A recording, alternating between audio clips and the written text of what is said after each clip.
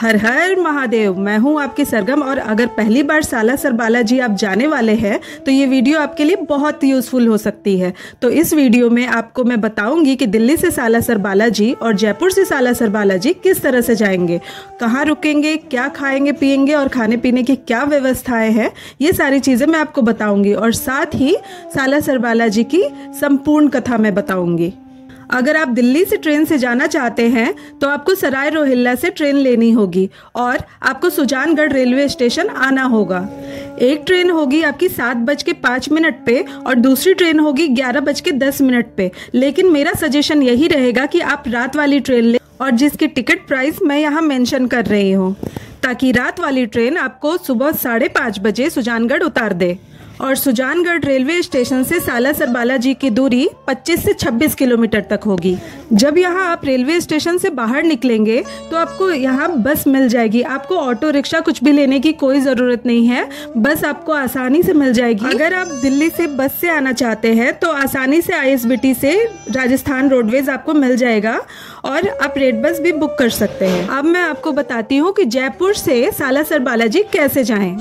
तो जैसा कि आप सब जानते हैं कि मैं आपको सालासर बालाजी लेके चल रही हूँ और ये जयपुर का सिंधी कैंप है ना, तो सिंधी कैंप में पे आपको 2 नंबर गेट से आपको टिकट मिल जाएगी और यहाँ पे ये जो बस है वो जाएगी और 3 से 4 घंटे में आपको छोड़ेगी सालासर बालाजी। तो मैं बैठ गई बस में और सबसे बड़ी बात है कि यहाँ पे लेडीज़ की जो टिकट होती है वो 105 रुपये की होती है और जेंट्स की जो टिकट होती है वो 185 रुपये की होती है।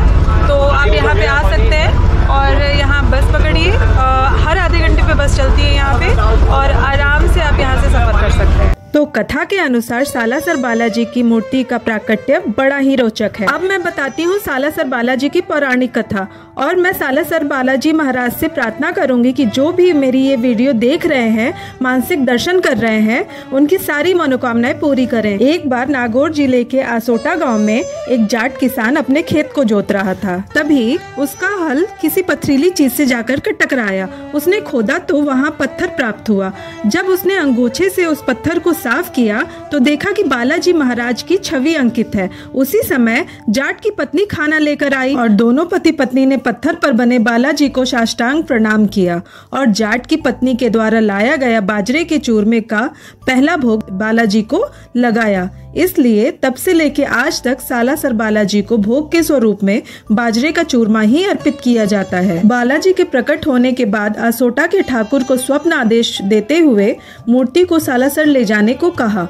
वहीं सपने में अपने भक्त मोहनदास से कहा, जिस बैलगाड़ी से मूर्ति सालासर जाए उसे कोई रोके नहीं और बैलगाड़ी अपने आप जहां भी रुक जाए वहीं पे मूर्ति को स्थापित कर दिया जाए। और स्वप्न आदेश के कारण ही सालासर बालाजी में आज मूर्ति स्थापित है। मैं आप सभी को मंदिर के अंदर लेके चलती हूँ। बोलिए जय श्री राम।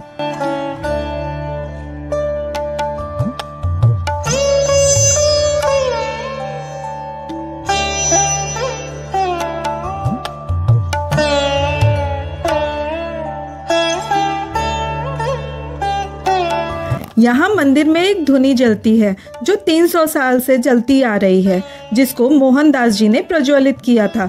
मान्यता यह है कि यह राग बड़ी से बड़ी बीमारियों को ठीक कर सकता है और यहाँ लोग इस राग को प्रसाद के रूप में घर लेकर के जाते हैं।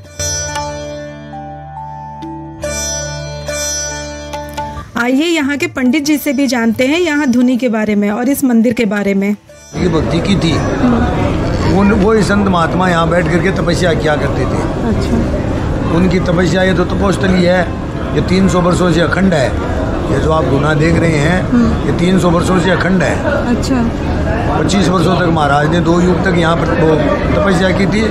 उसके बाद बालाजी महाराज से साक्षात करके फिर स्वयं बालाजी महाराज प्रकट होकर के यहाँ पे बैठे हैं। यहाँ कोई मार्बल की या पत्थर की मूर्ति नहीं है। अच्छा। ये बालाजी महाराज की आकृति के दर्शन है। आप अच्छा। आप दर्शन किए तो देखे होंगे। कोई मूर्ति नहीं दिख रही है। नहीं। ये केवल बालाजी महाराज स्वयंभू है यहाँ पे। अच्छा। ये उनकी आकृति के दर्शन है। संत श्री मोहनदास जी महाराज से जब बालाजी मिले थे तो उनकी वेशभूषा ऐसी थी। अच्छा। वैसे ही संत श्री मोहनदास जी महाराज ने बालाजी को बनाया है।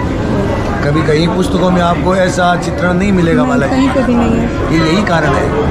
उन महात्मा जी को जो दृश्य है हनुमान जी का जो दिखा था वही उन्होंने चित्रण किया है कि मेरे बालाजी महाराज ऐसे हैं। ये सालासर बालाजी की और संत श्री मोहनदास जी महाराज की विशेषता है। जय श्री बालाजी। जय श्री बालाजी। मैंने तो यहाँ सबके साथ मिलके हनुमान चालीसा भी किया और मुझे बहुत ज़्यादा पॉजिटिव वाइब आई।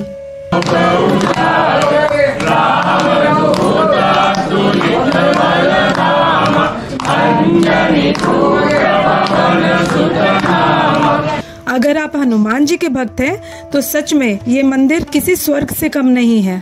आप सभी के मन में एक सवाल तो जरूर आता होगा, सालासर बालाजी अर्थात हनुमान जी को दाढ़ी मूंछ क्यों है? तो जब अपने भक्त मोहनदास को बालाजी दर्शन देने आए थे तो दाढ़ी मूंछों वाले वेश में ही थे। तब मोहनदास जी ने बालाजी को इसी स्वरूप में प्रकट होने की प्रार्थना की और बालाजी दाढ़ी और मूंछों के साथ ही यहाँ प्रकट हुए।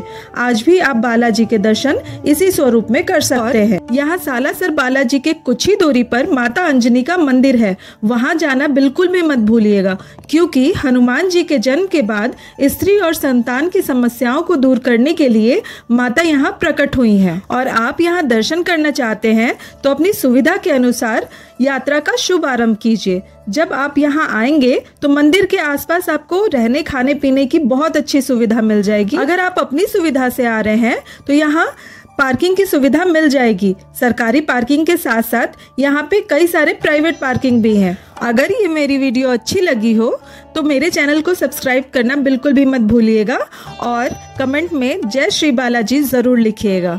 हर हर महादेव।